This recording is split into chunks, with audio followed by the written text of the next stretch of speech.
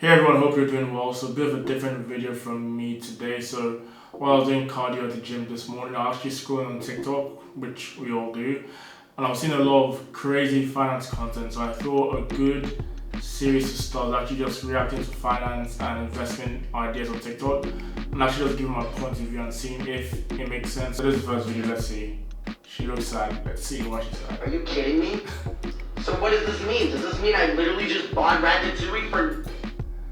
Yeah, see, honestly, when I was at university, seeing my friends study accounting, so backwards, I studied management science and finance, which is more or less like management and finance, but more quantitative management. So a lot of my friends were doing accounting, and they all knew that although they're gonna graduate with an accounting degree, they're actually not qualified accountant until they pass the 15, or they probably get exemptions, so like the 8 ACA exams. And the worst part is when you get employed by EY, Deloitte, BDO, KPMG, all these accounting firms, although you're a full-time employee, until you actually pass those exams, you're not a qualified accountant. And honestly, if you fail any exam, I think you have 2 tries, and if you fail an exam twice, then you actually get out of your job, which is extremely frustrating because why should the job you're in be dependent on you passing an exam?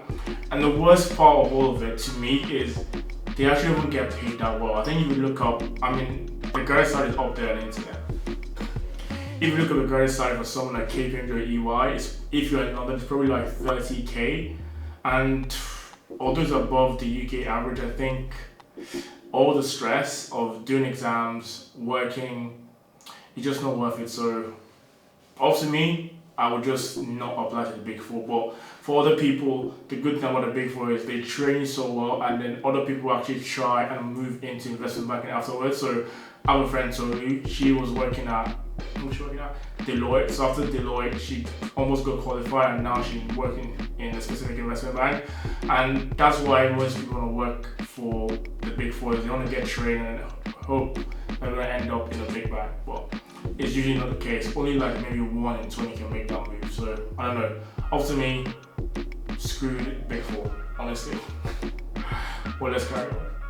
Those mistakes, I still hear it today from young people. Oh, I don't have to worry because I'm still... Yeah, and that is death to most people because eventually they get old and then they're not young again. That makes a lot of sense. I can't remember what his name is. I think he's called Robert Kiyosaki. I think that's his name. But a lot of young people have the idea that I'm still young as well, but a lot of people have the idea that there's no point to worry about money until you reach a certain age. But honestly, the number one advice that anyone should have from their parents or people close to them is the earlier you start investing, the better off for you, because what matters in investing is time. Time determines how much a stock can recover from if it went down, and how, like, what the upward trajectory is.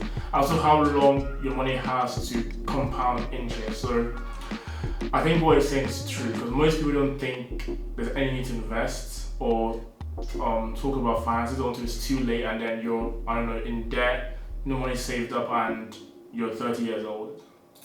It's a way of saying when I talk about assets and liabilities.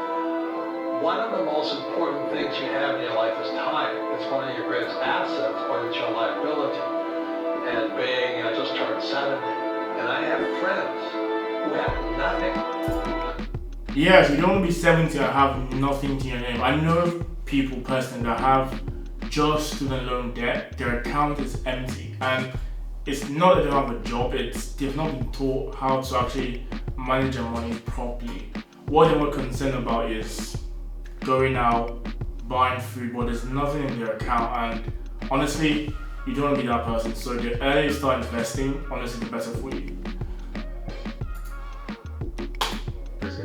I've always been like that. Like, if I lose, it's like, man, I'm 20, 22, I can get back some of this. I ain't got no kids. Yeah.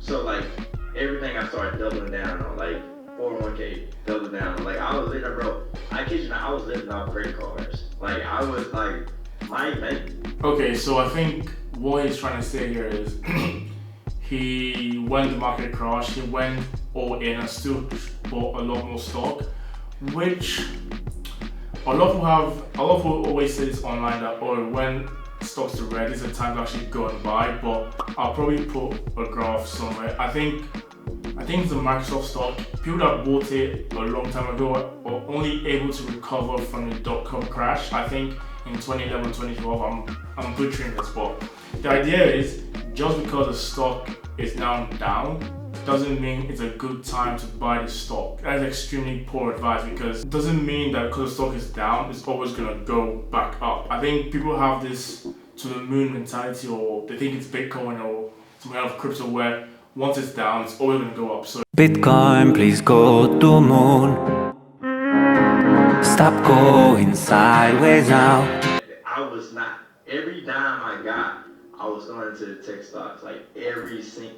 you see, this is like really bad advice. Just don't throw stuff in the tech stocks willy-nilly. I think because during the pandemic, people just bought Tesla and random tech stocks and that went to the moon. So everyone thinks they have this magic stock picking ability, but it's really not the case. You really need to do a lot of due diligence into the stocks you buy, because just the way you go up, it could also go to zero, and you don't want that person at the bank crying out, "Oh, I need my money back because I can't afford anything now." It's so easy to make money in the stock market, whereas there's people like big banks have loads of PhD, master people in finance, and they don't find it easy to make money. So you just have it easy because it always goes to the moon.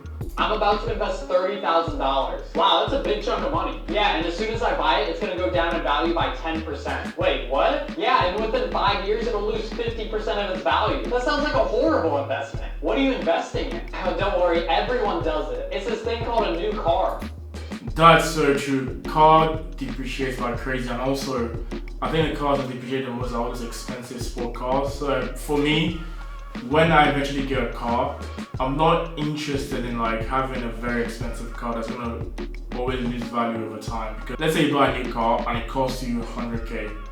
That car each year is going to depreciate by a certain amount, so the car loses value over time. So what's the point if you don't have, I don't know, 20k in your stocks account, you don't have an emergency fund, you don't have money in your actual account, and you don't have that spare change? Why go and take your lease for an expensive Mercedes just so you can feel like you're on top of the world when you have no real assets? Why is the car the first asset you're thinking about? When I went to school, I was in one of the top sets. I was deemed to be one of the more clever ones. So what they did is they put me in a class where we learned geography. I can't remember what that guy's name is. I think his name is something Cardo. I can't remember. Well, In French. So we had to speak in French and geography. Well, they never taught me about budgeting. honestly, this is so true. Like, when I was in high school, I was doing GCSEs, I had to take French, and I couldn't care less about French. Actually, looking back now, learning a second language is actually quite good, especially if you want to work for a big international firm. That's good, but in school, they don't teach you about budgeting, anything about relating to finance. It's all about learning French and doing random subjects that actually don't matter. Like, this doesn't matter to you. Why are you teaching me that? Why not teaching me how to budget? Why not teach me about debt? Why not teach me stuff that's actually gonna help me become a better person when I leave school? Not just learning about geography, I learn about budgeting last year. I don't care. I really don't care about that kind of stuff. So it's quite true. Money management. You know, how to learn how to handle money. Like in school, they actually teach you how to make money, side hustles. Like if you can learn this from young. The biggest mistake I actually made was while at university, not trying to make money through other means. I think, apart from my placement year where I was actually working, I was just going to university, going to classes, going to the gym. I wasn't actually doing any side hustles, and that was a time when I could have made so much more money because I had so much free time. But I wasn't thinking that way. I was just thinking, okay, I'm happy to just coast through life. It was until I actually went to my placement year. I started earning, I think I earned like 28k, no, 28k, I earned like 22k, and I was like, for all this work, this is what I'm earning, and then popped into my mind something about side hustles. So I think schools really need to look at what they're teaching people and actually try and push people to financial freedom, if there's actually a thing. So So that's it for me, guys. Hope you enjoyed that short video. Although this advice is actually crazy, but everyone thinks they can pick stock because they might to pick Tesla or I don't know Amazon during the pandemic, and now went to the moon or they bought Dogecoin. So now they think they're a certified financial professional. I would take every investment advice I see online with a pinch of salt, and honestly, if it's not from someone reputable, like if it's just like some random person like, I don't know, Jake Paul or KSI or any of these YouTubers, then honestly I wouldn't listen, because I think actually Jake Paul, Jake Paul, Logan Paul, all the, and I think even Kim K are actually going to court, actually being brought to court by the SEC because of what they were doing with crypto. I think they're all engaged in crypto pump and dump schemes. So yeah, take financial advice from influencers with a big pinch of salt.